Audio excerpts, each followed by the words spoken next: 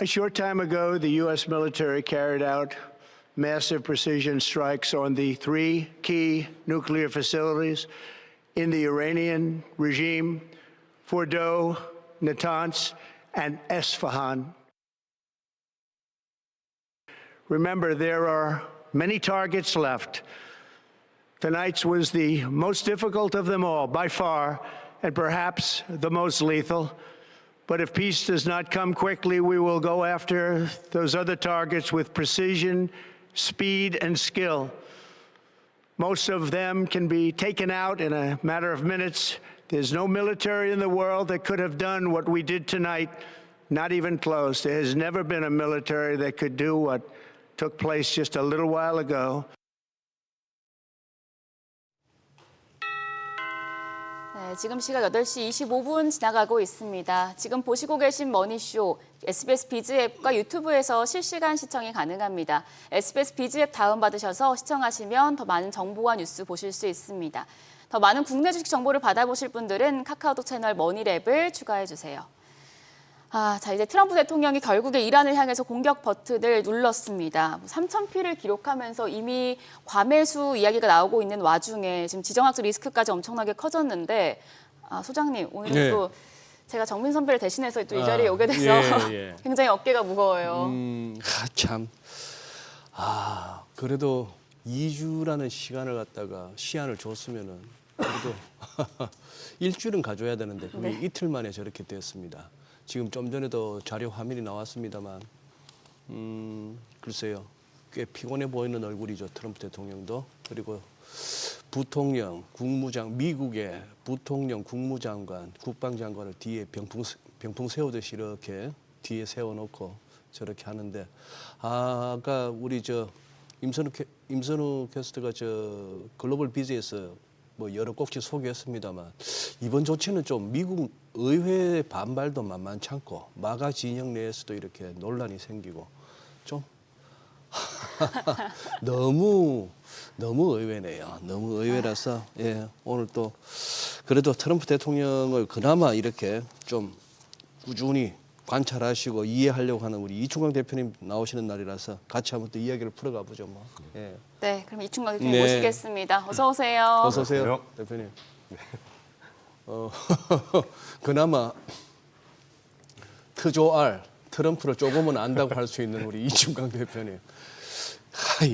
이럴 줄 알아? 이건 좀 의외 아닙니까? 저는 시기는 특정하지는 못하겠지만 뭔가 당분간 그 조치가 좀 있지 않을까 하는 예상을 조심스럽게 사실 했었고요. 왜냐하면 지난 2월 4일 날 그 입각하고 나서 막 70몇 개 당일날 행정명령 발족하고 있지 않습니까? 맞아요. 그 이후에 2월 4일 날 이란의 핵 보유를 차단하는 모든 조치를 시행해라는 행정명령을 내렸습니다.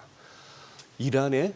그리고 2월 5일 날 그 바로 다음 날 군사행동 실제로 준비해라는 명령을 또 추가로 내렸고, 그리고 한 달 있다가 3월 12일 날 이란한테 편지를 보내요. 그러니까 사실 우리나라 언론에서 발표를 안 했었지만 지금 빨리 협상 테이블로 나오지 않으면 2달 내에 나오지 않으면 군사행동 할 거야라는 편지를 분명히 보냈었습니다. 그에 대한 조치가 아니었나 하는 생각이 들고, 이제 문제는 중요한 거는 사실 중동에서 전쟁이 있건 뭐 우리하고 무슨 상관이 있겠습니까? 호르무즈 해협이 실제로 막혀서 유가가 천정부지로 뜨는 이런 시나리오가 굉장히 중요한 것이잖아요. 지지난 중과도 소장님께서 잠깐 언급해 주셨지만 호르무즈 해협 봉쇄 으름장만 놓고 실제 봉쇄한 적은 없었단 말이죠. 물론 주말에 발표된 거 보니까 이제 이란 의회에서 호르무즈 해협 봉쇄 의결했다고 하는데, 그 나라는 특이한 게 그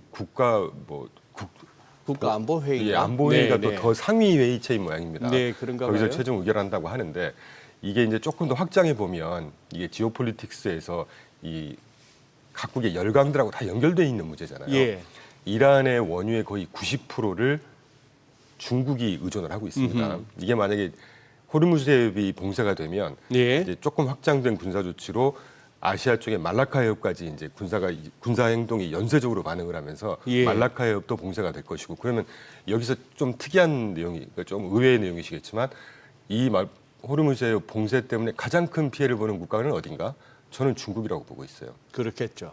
그렇게 되면 이게 걷잡을 수, 중국 입장에서도 굉장히 불리한 상황이기 때문에 뭐 군사 행동을 지금 러시아, 중국 지난번에도 언급드렸지만 여기서 이 한복판에 가서 무기 지원해주면서 73년도처럼 그때처럼 그렇게 막 전면전에 갈 수 있는 저는 이런 상황은 아니라고 생각을 하고 있거든요. 그래서 주말 아까 언급드렸던 이란 의회 호르무즈 해협 봉쇄 의결에도 불구하고 실제로 호르무즈 해협의 봉쇄가 뭐 될 건지 하는 시각에서 조금 부정적으로 보고 있고 주말 사이에 제가 뉴스를 계속 업데이트를 하다 보니까 네. 지난주에 제가 왜 그 미국 10함대 중에 7함대가 지구상에서 가장 센 예. 함대라는 말씀을 예. 잠깐 드리면서 두 번째 센 함대가 5함대거든요.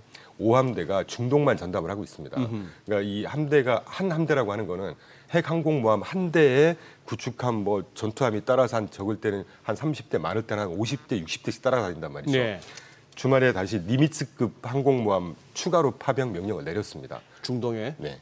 그러니까 호르무즈 해협 주위로 해서 네. 항공모함 두 선단이 지금 이미 배치가 되고 있는 거예요. 그렇게 되면 이 항공모함 한 두 선단 정도가 되면 지구상에서 개별 국가가 이 두 선단하고 붙어서 이길 수 있는 국가가 거의 존재하지 않는다고 얘기를 하거든요. 그 정도로 막강한 전력을 자랑을 하는데 그 전력으로 호르무즈 해협을 일단 뭐 미국 입장에서 보면 이게 봉쇄되는 걸 막기 위해서 군사행동까지 지금 했다는 얘기는 호르무즈 해협이 막혀서 뭐 JP 모건이 또 다시 주말에 얘기를 했더라고요. 이게 전면전까지 갔을 때 최악의 경우에 배럴당 한 120불, 130불까지 가겠다.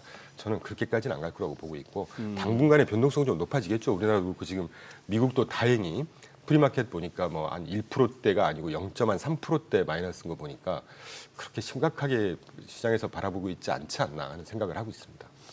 지금 시장이 그렇게까지 심각하게 안 본다는 거는 일단 일요일 날 유일하게 열리는 이스라엘 정치가 올랐고 그것도 제법 많이 올랐더라고요. 지금 그리고 뉴욕 증시 지수선물 흐름을 봐서는 하락은 하락이지만 뭐 급락이라 할 정도는 아니고 이 정도면 약보합 범죄에 속하지 않나 하는 예. 생각이 듭니다.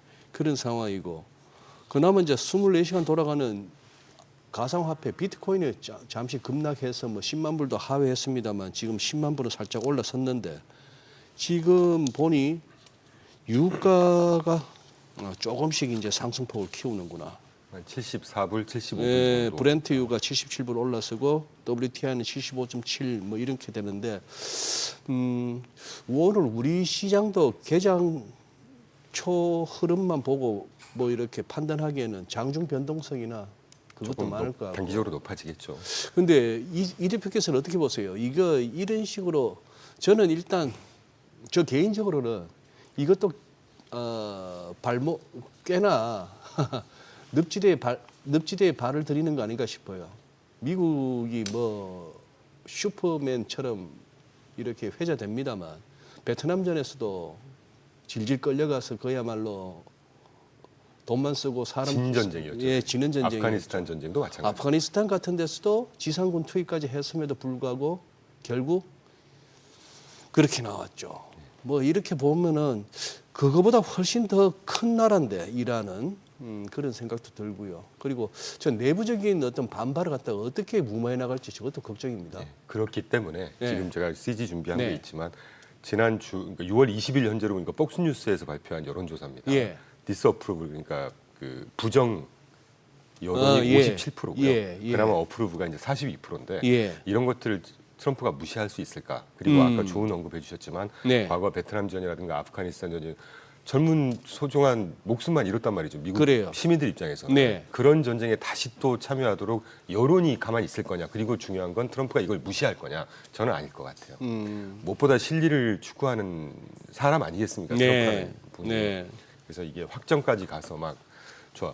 이게 정말 월스트 케이스 확정을 가지 간다. 아까도 언급드렸지만 정말 중요한 건 유가거든요. 유가 맞아요. 예. 우리가 꼭 한번 다시 생각을 하고 넘어가야 되는 게 지지난주에도 제가 왜 그 1차 쉐일 혁명 하면서 유가가 그렇게 뜨지 않을 거다라고 말씀드린 게 2008년도 1차 쉐일 혁명 새로운 예. 기술 그리고 2014년도에 2차 쉐일 혁명 새로운 기술에 따라서 그때부터 유가가 계속 60불대로 하향하고 있습니다. 이게 하다가 지금 70불 좀 넘었는데 에도 불구하고 과거 경험으로 보면 인플레이션 우리가 이제 일시적인 물가 상승하고 인플레이션 좀 구분을 해야죠. 인플레이션이라고 하는 건 2, 3분기, 3, 4분기 연속 꾸준하게 상승률에 영향을 미치는 게 인플레이션이라고 하는데 네.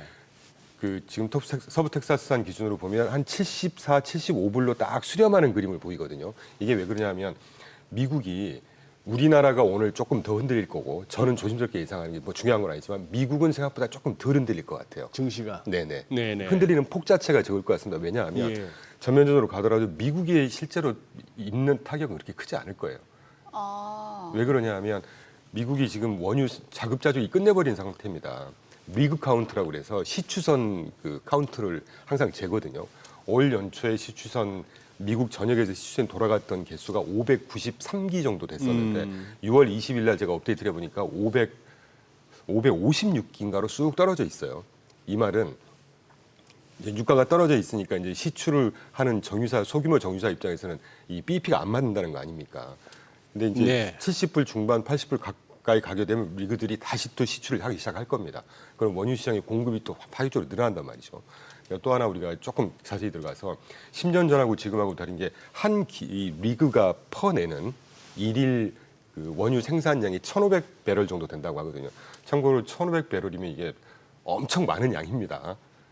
그리고 그게 리그 숫자가 아까 연초 대비해서 590기에서 550기 정도로 떨어졌다고 말씀드렸는데 리그가 줄어들었기 때문에 가격이 오르지 않겠냐? 전혀 그렇지 않아요. 10년 전하고 지금은 생산 이 기술 자체가 달라져가지고 예, 예. 숫자는 줄어들었지만 생산량 자체가 2배로 확대가 됐습니다. 그러니까 이런 것들을 보면 미국에서 실제 미국이 영향을 받는 건 유가가 떠서 인플레이션에 영향을 받는 상황인데 저는 그런 상황까지 안 갈 거라고 보고 더욱이 아까 조금 언급해 주신 대로 여론이라든가 실리라든가 이런 것들을 추구하는 대통령이기 때문에 뭐 전면전까지 가고 이거는 아닐 것 같다. 그리고 이란의 체력 자체가 지난주에 말씀드렸지만 전면전으로 갈 수 있는 그런 체력이 저는 아니라고 100%는 아니지만 한 7, 80% 생각을 하고 있죠. 뭐 때릴 체력은 안 되겠지만 이란이 그래도 맷집은 좀 안 되겠습니까? 맞아도 금방 넘어지진 않을 것 같은 게 아니, 지금 이제 전쟁통이 되면 이제 심리전, 무슨 선전전 이런 것들이 동원될 수밖에 없는데 트럼프 대통령은 저렇게 해서 아주 스펙타클하게 다 파괴했다 이렇게 됐는데 이란 얘기는 우리 다 옮겨놨다. 시설만 좀 예. 파괴됐지 우리 핵물질은 다 안전한 곳으로 옮겨놨다 이런 식으로 하니 누가 맞는 말인지도 모르겠고 실제로 그 폭파되고 네. 나서 그 주위에 그 뭐라 그러죠? 그 핵 뭐 분비물 뭐 예, 그런 징후 예, 아직 예. 찾지 못하고 있다는 거잖아요. 거기다가 뭐 푸틴 대통령이 직접 얘기한 건 아니지만 그 뭐 복심이라면 복심일 수 있는 메드베네프인가요? 메드베데프. 예, 예, 예. 몇몇 나라들은 핵탄두를 공급할 수도 있다 이란에. 어쨌거나 이제 판은 어떻게 돼갈지 한번 보긴 봐야 지켜봐야 되겠습니다. 되겠죠. 근데 어느 나라도 네, 실리가 없는 전쟁이기 때문에 실리가 없는 이게 전쟁. 막 러시아 참여하고 중국까지 참여해서 정말 뭐 확대해서 3차 대전까지 말씀을 하시는데 뭐 그런 상황, 그런 패스로 가지는 않을 거라고 보고 있습니다.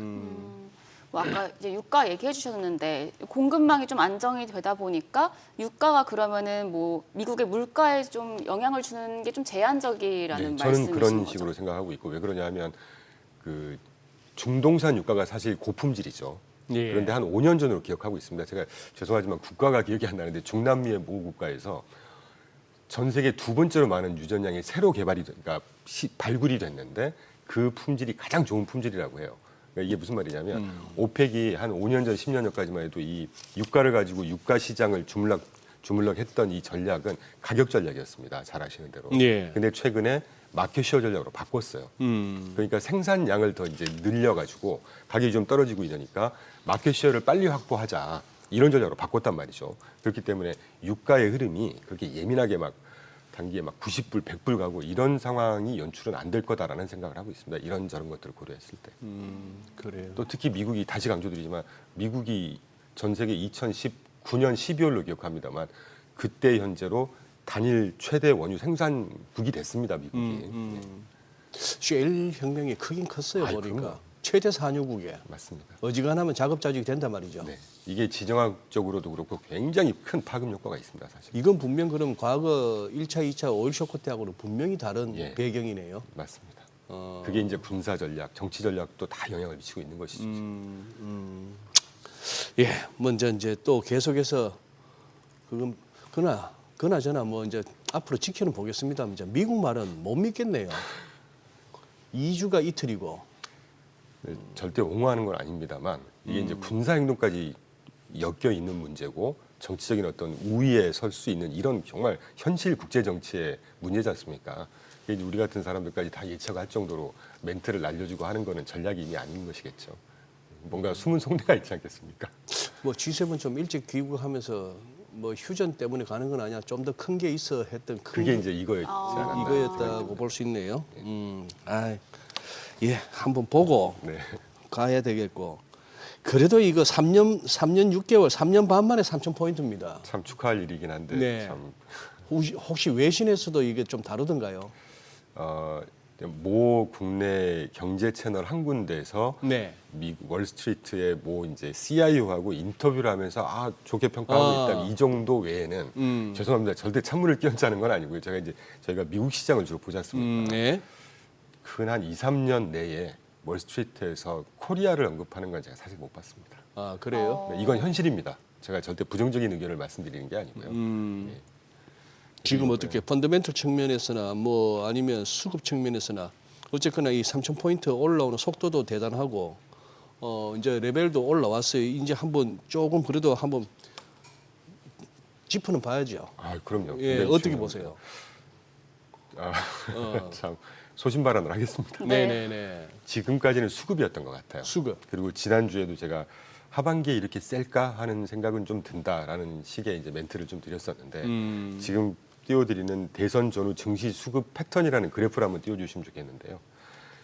주체별로 개인, 외국인, 연기금, 기타 법인 등 해서 코스피 지수 흐름하고 제가 점선으로 이렇게 쭉 쌓아놓은 부분이 보이실 겁니다. 이게 외국인들의 수급 흐름이거든요. 지난주 현재까지.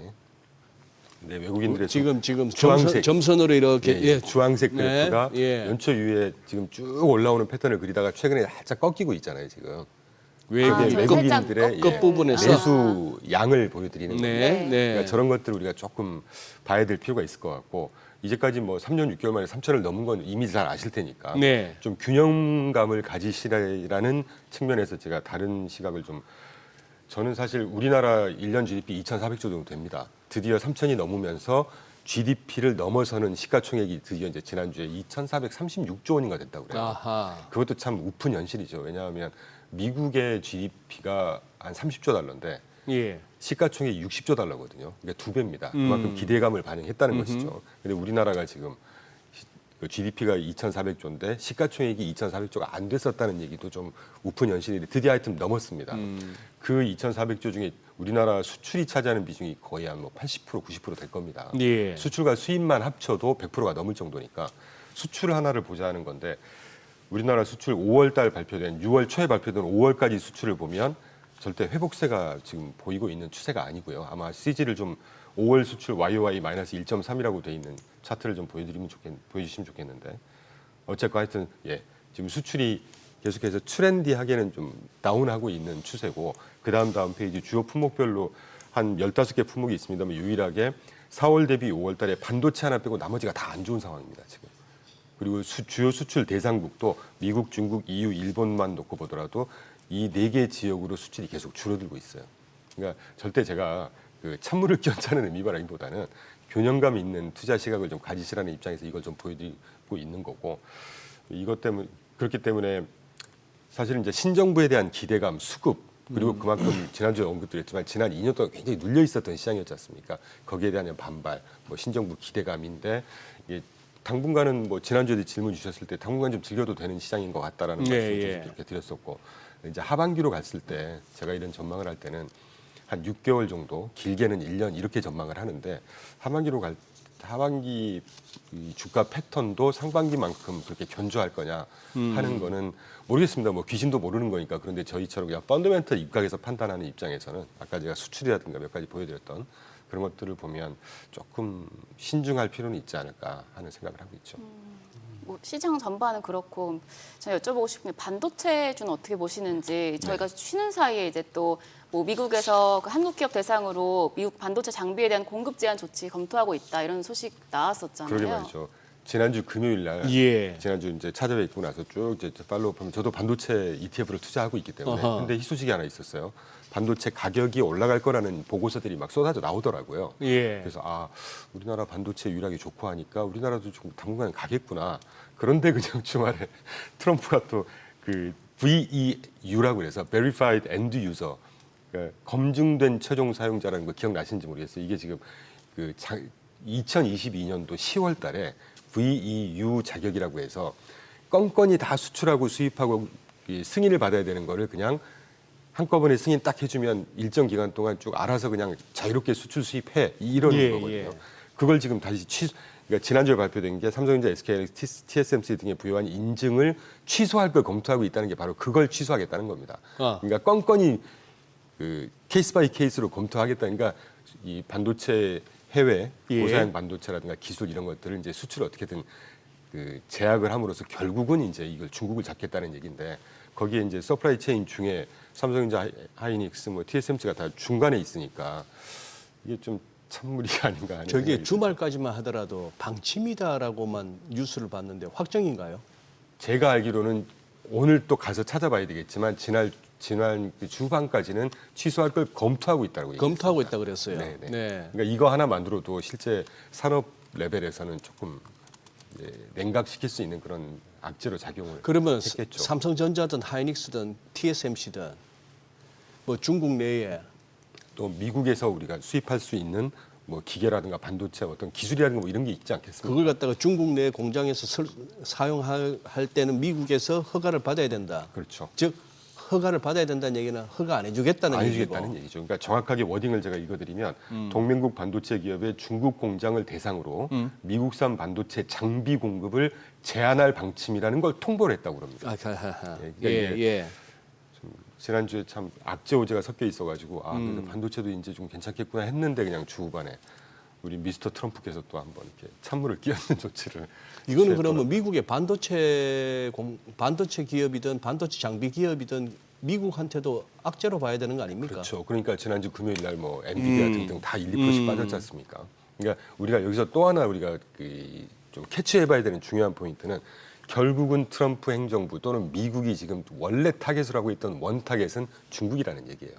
그러니까 예. 중동에서도 마찬가지고 이 반도체 이슈, 관세문 전쟁도 마찬가지고.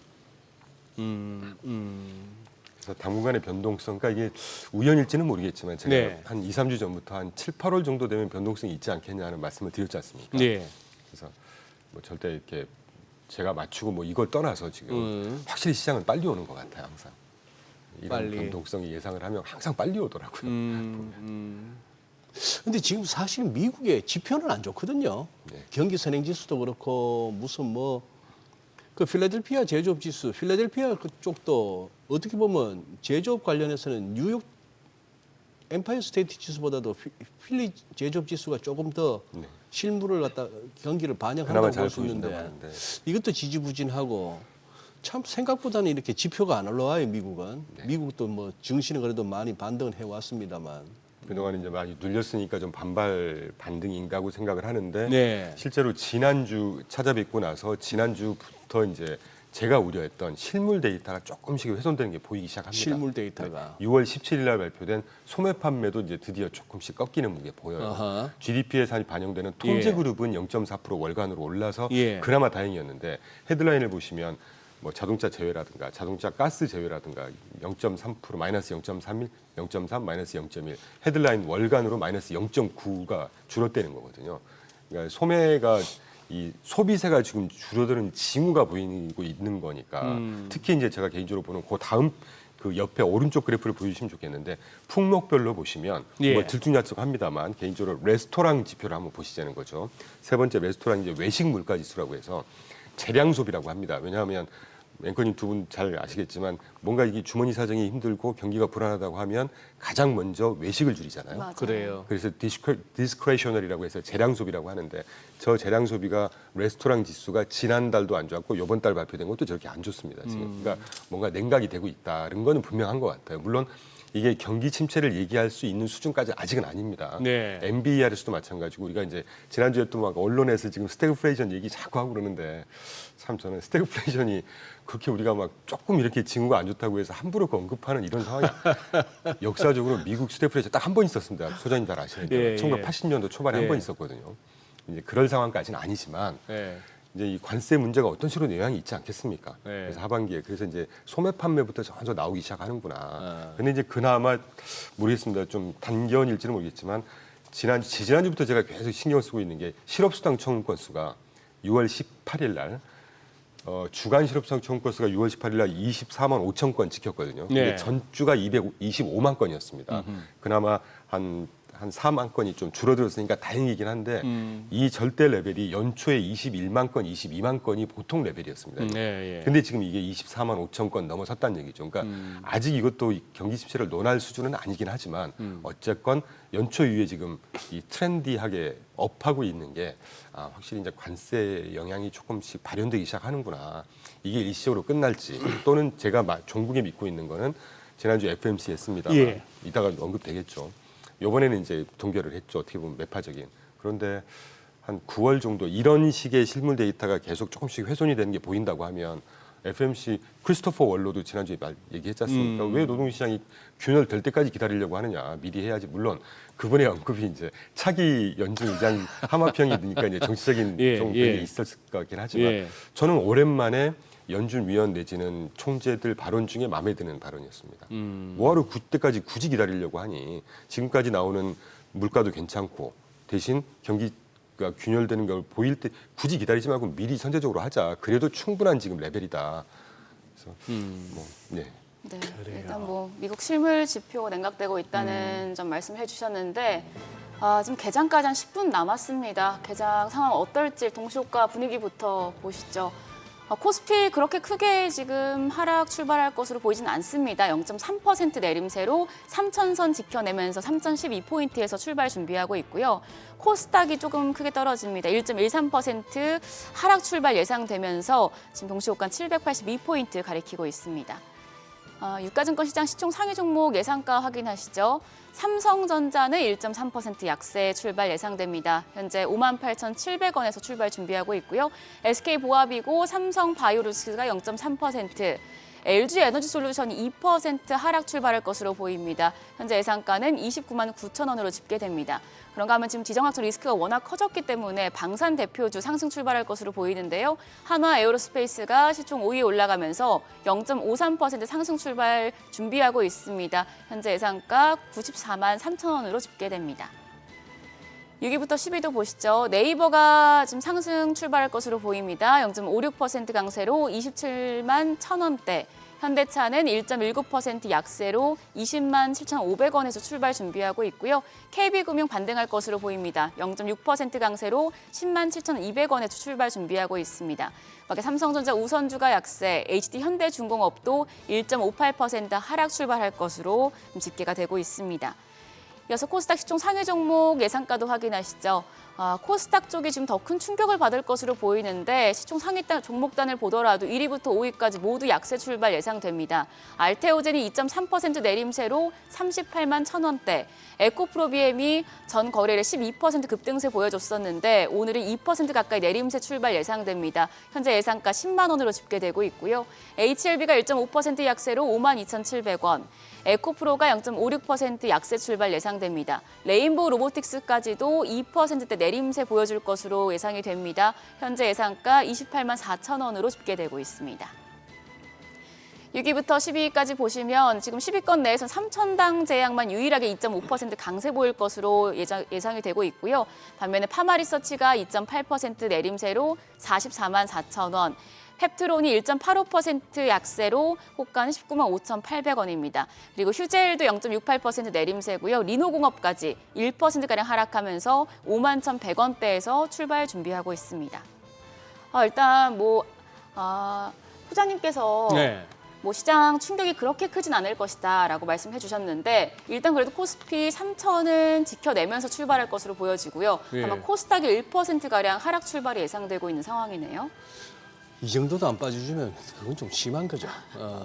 이제 이제 걱정했던 거는 그야말로 어떤 급락의 양상 뭐 이런 것들일까 싶었는데 그 정도는 아니겠습니다만 근데 오늘도 장중의 흐름 계속 한번 봐야 될 것 같아요. 미국도 아직 개장 전 흐름이라서 본격적으로 장이 열렸을 때 어떨지 모르겠는데 그리고 또 설령 이런 어떤 이란을 갖다 때렸다는 이런 뉴스가 아니었더라도 멀리 가려면 좀 쉬었다 가야 됩니다. 최근 우리나라 코스피 지수나 코스닥은 그리고 뭐 주요 급등 종목들이 이렇게 차트 보고 있으면은 이걸 이런 식으로 가자고 하는 거. 대나무가 왜 좋으냐 하면 휠 줄 알잖아요. 바람이 불어도. 휠 줄 아니까 안 부러지고 그렇게 쭉쭉쭉쭉 올라가는데 휠 줄도 알아야 되는 거지. 그냥 빳빳하게만 하다가는 진짜 뚝 부러지죠. 이렇게 강풍이 지나가고 났을 때 이렇게 산에 다녀보시면은 큰 소나무들이 부러집니다. 대나무는 안 부러져요. 그래 좀 휠 줄도 알아야 된다는 얘기는 그래서 이렇게 좀 필요할 때는 조정도 받고 가져야 되는 거죠. 뭐 정책 기대감, 어떤 뭐 유동성이 풀릴 거에 대한 이걸 혹자는 그렇게 얘기하더라고요. 유동성 랠리가 아니고 지금은 유동성 가불 랠리다. 지금 무슨 뭐 추경이 확정된 것도 아니고 집행된 것도 아니지만 뭐 이런 식으로 가는 거니까. 그리고 또 올라가는 거 보면은 새 정부 들어서서 이렇게 어떤 정책 수혜주라 할 만한 것들이 또 날아가고 있으니까 좀 쉬었다 가는 차원이면은 좀 이제 차라리 더 멀리 갈 수도 있지 않나 싶기도 하고요. 그래요. 지금 아까 그런데 미국의 저 소매 판매나 이런 것도 보셨습니다만 이 대표님, 미국 기업들 돈벌이는 어때요? 여전히 잘 벌고 있어요? 연초 그러니까 한 시기적으로 보면 2, 4분기 정도가 예. 향후에 이익 전망이 가장 안 좋았던 시기였던 것 같습니다. 아하. 그러고 나서 최근에 예. 6월 들어서 이 이익 전망, 그러니까 EPS 전망치죠. 예. 우리나라로 말하면 이익 수정치 보통 그렇게 표현하지 않습니까? 예. 그런 것들이 탄력적으로 계속 올라가고 있는 게 실제로 발표된 게 지금 띄워드리는 그래프 예. 보시면 연초에 S&P 500의 전체 EPS 평균이 $279였거든요. 279달러가 $270 초반 정도까지 쑥 떨어지는가 싶더니 최근에 280불로 다시 전망치가 나오고 있습니다. 예, 지금 보시는 자체에서. 그러네요. 네, 예. 그래서 한 2, 4분기 2, 4분기는 당연히 전망치가 떨어졌겠죠. 왜냐하면 그때 막 무지막지한 관세 때리고 막 이럴 때였지 않습니까? 그래서 하반기로 갈수록 제가 이제 지난주에도 7, 8월 달에 변동수에도 불구하고 하반기로 갈수록 이제 개선되는 트렌드 업하는 우상향의 모습을 기대하고 있다는 것 여러 가지 근거 중에도 이제 저런 이익 전망 개선치를 고려하고 그런 말씀을 드렸었던 것이죠. 저게 결국 월가의 증권가에서의 이제 전망이란 얘기죠. 네, 네. 좀 믿음이 안 가네. 왜냐하면 그때 4월 2일 날 그때 상호관세 발표하고 이랬을 때 4월 7일까지 막 장 빠질 때는 한 11개 정도 그 대형 증권사들이 막 뉴욕 증시 지수 전망 막 하다가 걔들 하향하니까 이렇게 날라오네요. 굉장히 부정적이었고 네. 그러니까 그때조차도 저도 사실 많이 흔들렸지 않습니까? 그때 잘 기억해 보시면 그러니까 제가 짧은 경험이긴 하지만 이렇게 굉장히 큰 악재가 항상 오고 막 네, 심리적으로 네. 얼어붙고 그럴 때는 항상 편안한 그 의사 결정의 기준이 펀더멘털 수치를 보고 결정해보다는 따르는 게 네. 그나마 히트레이쇼가 높더라는 얘기죠. 그래서 이제 예. 그때도 조금 믿음은 흔들렸었지만 예. 그래도 그때 펀더멘털 수치를 보고 했던 기억이 다시 납니다. 그리고 또 하나는 말씀 나온 김에 우리가 그 지지난주에 주주 환원율 한번 얘기 나눴죠. 주주 환원율. 배당하고 자사주 매입. 예. 그러니까 기업이 벌어들인 순이익에서 주주들께 돌려드리는 걸 주주환원이라고 하는데 예. 돌려드리는 수단 두 가지 대표적인 게 배당과 자사주 매입이라는 것이죠. 미국의 자사주 매입, 그러니까 주주환원율이 83%에 육박하고요. 우리나라 예. 참고로 한 27, 8% 됩니다. 그러니까 이런 것들이 이제 보시는 대로 지금 2024년 4월 17일 중순 현재 SEC의 자사주 승인 받은 건수거든요. 377건. 이 4월 중순까지만 377건이 2023년 372건. 가장 이제 직전 높았을 때보다 훨씬 더 높은 수준이에요. 그리고 2, 4분기 실적 발표 끝났으니까 아마 이제 6월 중하순부터는 자사주 매입 본격적으로 시작할 겁니다. 예. 이게 높다는 거는 어떤 자사주를 더 많이 매입하려고 하는 기업들이 훨씬 더 많아진다는 얘기죠. 이게 건수니까요. 자사주 매입 승인 신청 건수입니다, 이게. 그럼 뭔가 주가 상승에 좀 동력이 될 수 있는 그렇죠. 부분인 거죠. 네. 그러니까 지금 우리나라 뭐 신정부가 얘기하는 밸류업 툴 중에 하나도 자사주 뭐 배당 이런 얘기 하고 있지 않습니까? 네.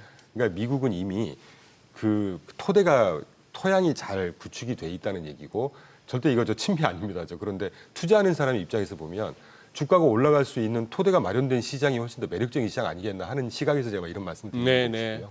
예, 맞아요. 뭐 배당이 됐건 자사주 매입이 됐건 소위 말하는 주주화는 의지가 있고 실행만 한다면은 우리가 왜 맨날 3천 회복한 것 같고 감동받고 감격하고 이래야 되겠습니까? 네. 또 3천을 회복한들 지수만 3천이지 주변에 지금 욕 나오는 사람 많아요. 그래서 소장님 운 띄워주신 김에 저도 살짝 좀 예. 비판적인 말씀을 하나 하고 예. 넘어가고 싶은 게 밸류업이고 뭐 하고 기업들이 스스로 그걸 해야 되는 해야지. 토양이 되는 저희가 그러면 이 중요한 얘기 좀 개장을 한 다음에 들어보도록 하겠습니다. 알겠습니다. 예. 자, 6월 23일 월요일 국내 증시 개장하도록 하겠습니다.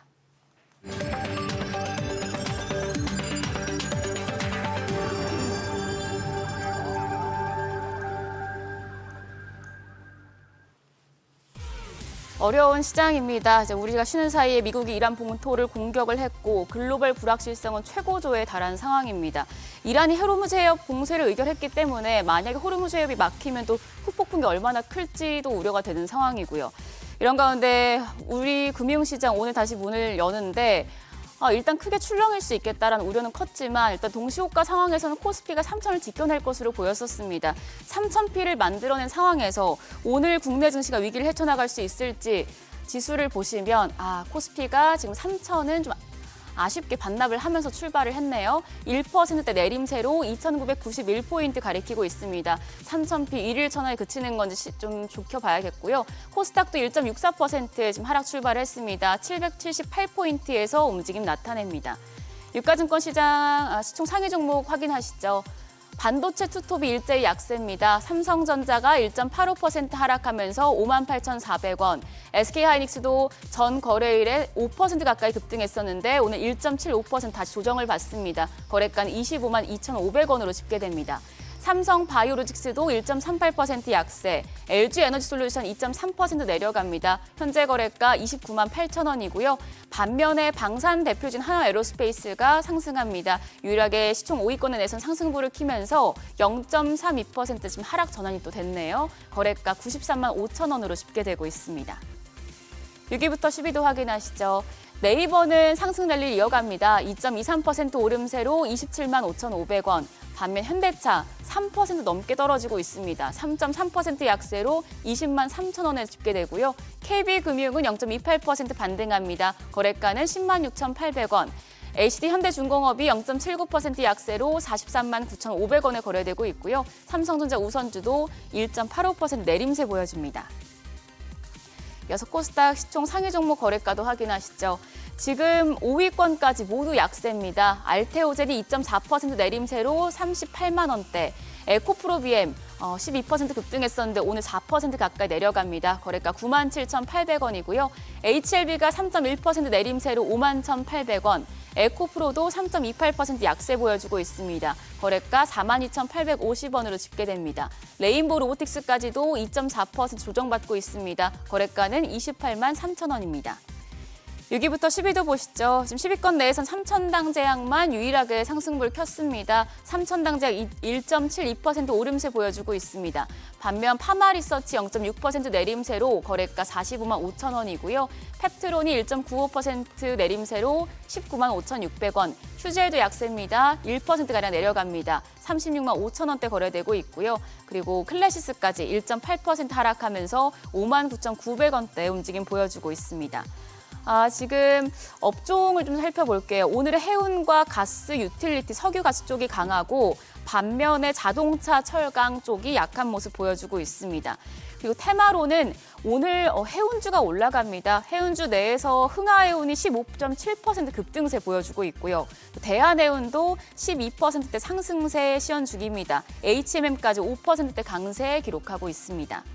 더불어서 정유 유가 상승이 예상이 되면서 일제 상승합니다. S-오일이 5.2%, SK이노베이션이 4.3%, GS까지 상승세 보여주고 있습니다. 더불어서 또 보시면 LPG 역시나 상승세 시현 중인데요. 중앙에너비스가 상한가입니다. 25,350원 기록했고요. 흥구석유도 26% 상한가 근접할 정도로 시세 분출하면서 지금 19,620원대 거래됩니다. 국동유화도 11.7% 오름세 보여주고 있습니다.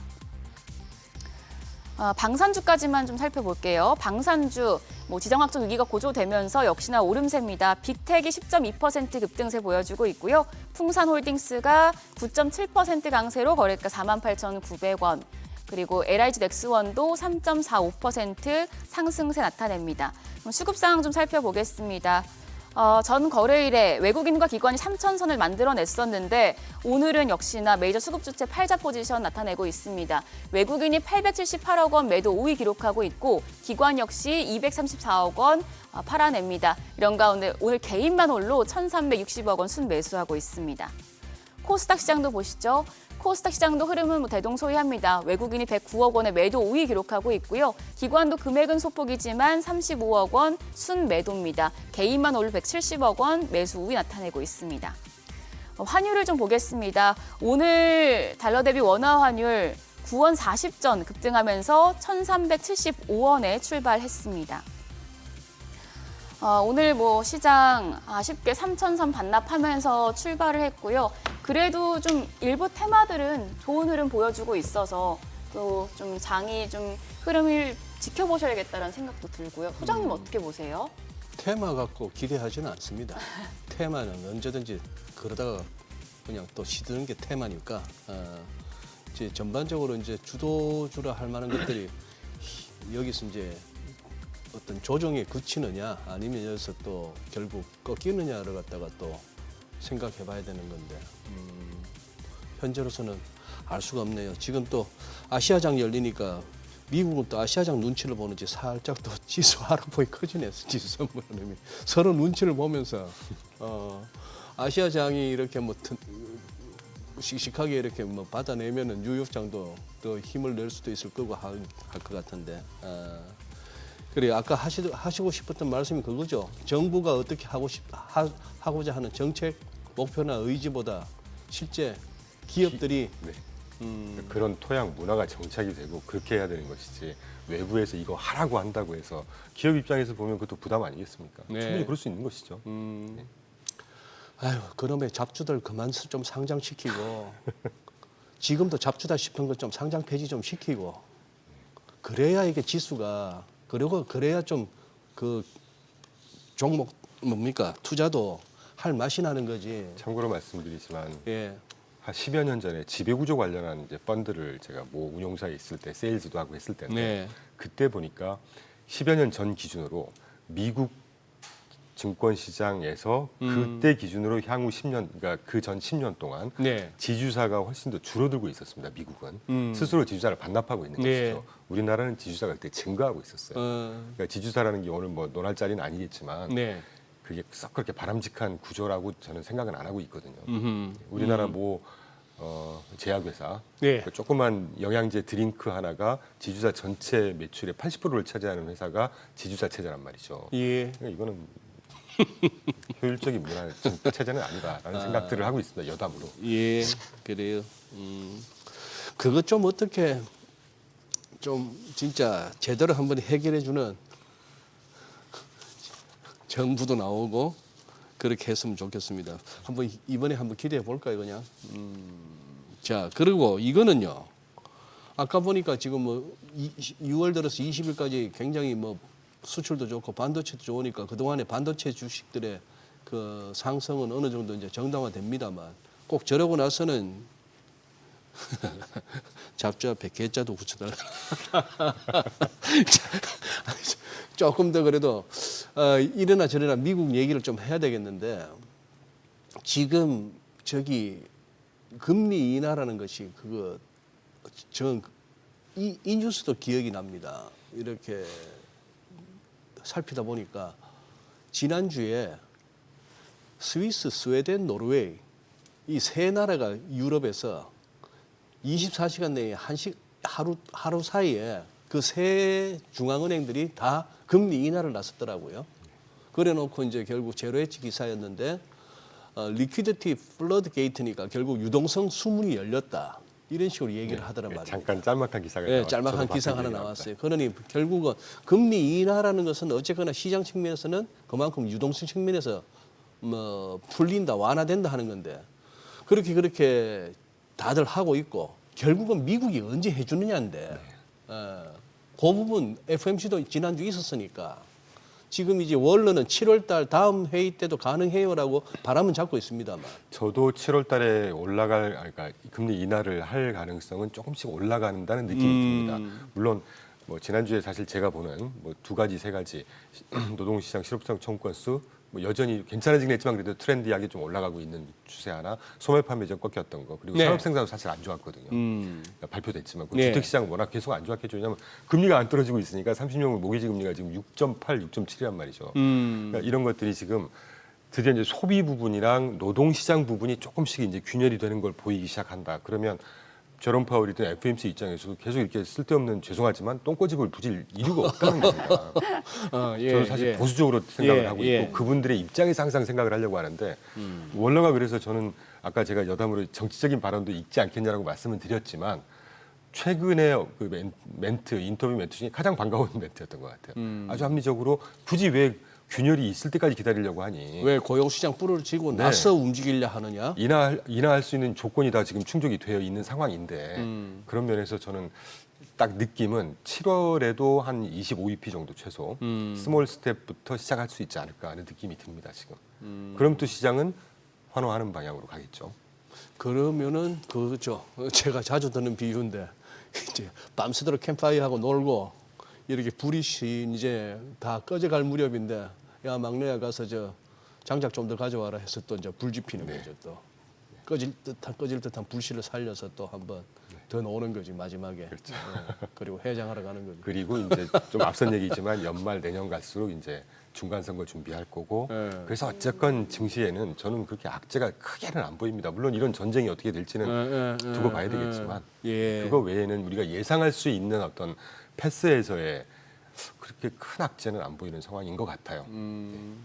그럼 이 전쟁 이슈로 좀 국채 금리에는 뭐 영향이 없을까요? 지금 뭐 주요국들 미국채 중국 같은 경우에 좀 줄이고 있고 네. 중국이 지금 미국의 행보에 굉장히 또 비판하는 성명을 저번에 내기도 했었고 뭐 이런 부분은 또 영향이 있을까라는 생각도 그래도 들고요. 넘버 2인데 그 정도 멘트는 날려줘야죠.